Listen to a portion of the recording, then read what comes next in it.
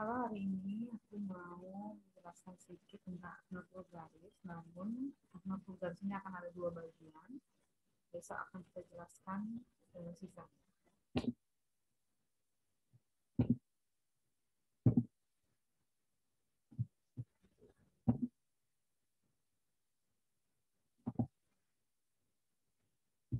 Oke, hari ini kita akan bahas tentang aknaful garis.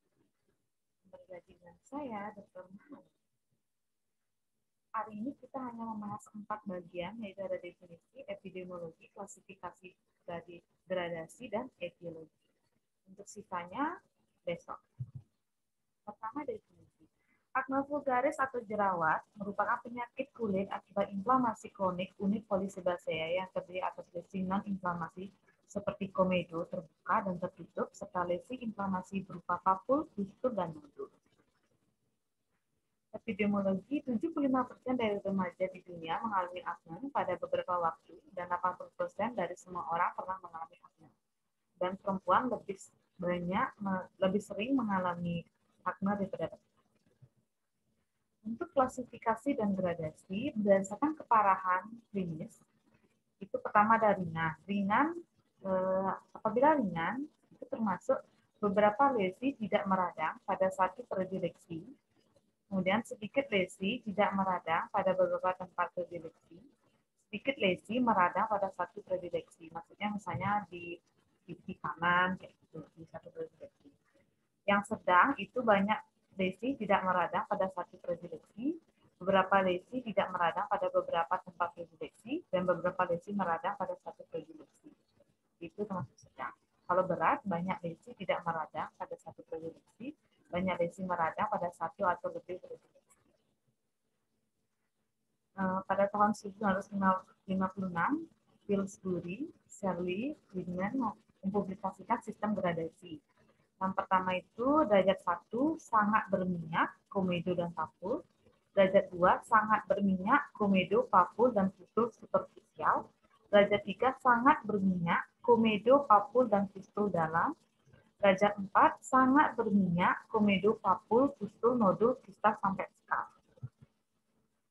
Untuk FBI tahun 2005 membagi gradasi akne menjadi bersih mengindikasikan tidak ada inflamasi atau lesi non-inflamasi. Hampir bersih, jarang terdapat lesi non-inflamasi dengan tidak dari satu papul atau pustul. Ringan, beberapa lesi non-inflamasi tidak lebih dari sedikit papul atau pustul, namun tidak ada nodul. Sedang, itu banyak lesi non-inflamasi, bisa terdapat beberapa lesi inflamasi, namun tidak lebih dari satu nodul kecil. Berat, banyak lesi non-inflamasi dan inflamasi, namun tidak lebih dari sedikit nodul. Yang biasanya saya pakai untuk KMPPD itu yang klasifikasi ASEAN yang tahun 2018. Tapi yang untuk 2013 saya jelaskan sedikit, di mana itu derajat 1 ada komedo predominan, papul dan pustul kecil yang dan dia itu kurang dari 10 dan itu termasuk ringan. Kalau dia pustul dan papul 10 sampai 40 itu derajat sedang, derajat 2, derajat 3 40 sampai 100 papul dan pustul atau lebih dan lebih 40 komedo terdapat nodul sedang atau berat, dan berat ada nodul kristik, akne konglobata dengan keparahan lesi yang nyeri papul, pustul, dan komedo. Yang saya pakai untuk UKM PPD itu klasifikasi ASEAN Grading Management tahun 2018, CITEPU 2018. Itu ini dikutipnya dari penelitian CITEPU 2018. Jadi yang saya pakai itu klasifikasi ASEAN Grading Management. Tapi yang lainnya tetap pelajarin aja karena kan nggak tahu UKM PPD itu apa yang keluar. Derajat yang pertama itu kan ada papul, pustul, komedo, nodul.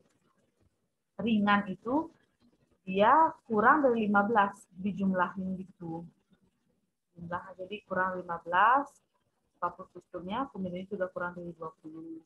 Itu nggak ada. Kalau sedang 15 sampai 50 papul pustul, komedo 20 sampai 100 dan nodul kurang dari 5. Kalau berat dia lebih dari 50 papul pustul, komedonya lebih dari 100 dan nodulnya lebih dari 5. Jadi itu nanti dihitung kanan kiri kalau nggak salah, ingat saya kanan kiri misalnya kanan itu 5, kiri 5, itu kan cuma 10, misalnya papulnya 5 di bagian pipi kanan. Di pipi kiri 5 juga papulnya, itu tuh termasuk 5. Nah, untuk etiologi sendiri, itu ada riwayat akne pada keluarga, itu faktor genetik yang berhubungan dengan akne. Jadi misalnya di keluarga tuh semuanya akne ya. Nah, kalau faktor hormonal itu biasanya sih karena menstruasi ya. Biasanya pada perempuan, misalnya sebelum menstruasi atau menetap sampai seminggu setelah menstruasi, itu terjadi perubahan-perubahan hormon yang memunculkan akne. Kosmetik juga yang mengandung komedogenik atau anegenik yang menyebabkan reaksi folikular berupa hiperkeratosis definisional.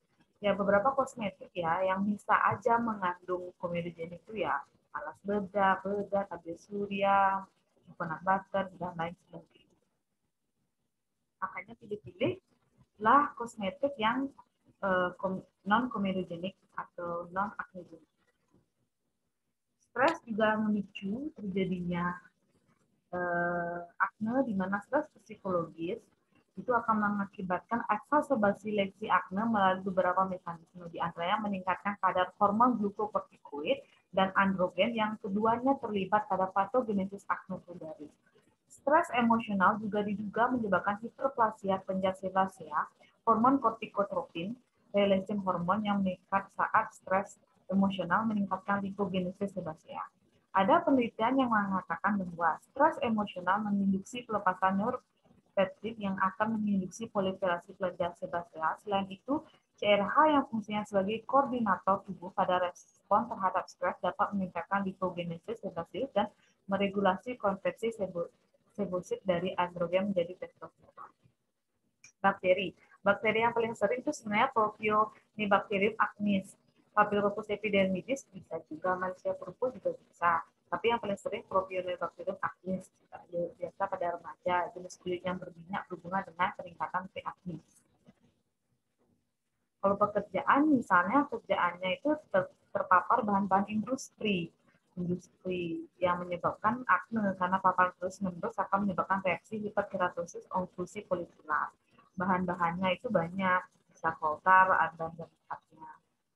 Ada klorida, hidrokarbon, klorakni yang merupakan istilah digunakan untuk menjelaskan akne akibat pekerjaan yang disebabkan karena klorinated hidrokarbon. Jadi klorakni itu merupakan sebutan penyakit akibat klorinat hidrokarbon. Itu bahan. Iklim juga bisa, misalnya peningkatan hidrasi stratum kolon dapat mencetuskan timbulnya akne, namun berberat pada klinis akne. Diet makanan, misalnya banyak lemak, pedas, makanan bercoklat, susu, kacang-kacangan, keju, alkohol, dan sebagainya dapat merangsang kambuhnya. Nah, ultraviolet juga bisa, karena sinar ultraviolet juga memiliki sifat komedogenik karena menyebabkan hiperkeratosis pada permukaan kulit dan folikel. Kualitas tidur yang buruk. Itu kurang tidur juga menyebabkan resisten insulin, meningkatkan sehingga memaksa tubuh memproduksi lebih banyak insulin. Hal ini juga menyebabkan produksi sebum meningkat dan menyebabkan stres. Oke, sekian dulu. Besok kita lanjut untuk pertemuan yang lainnya. Untuk akne segini aja dulu. Besok kita lanjut lagi ke patofisiologi, diagnosis, manifestasi klinis, dan juga pelaksanaan. Untuk sehari ini sekian, dan terima kasih. Jangan lupa subscribe, like, and comment.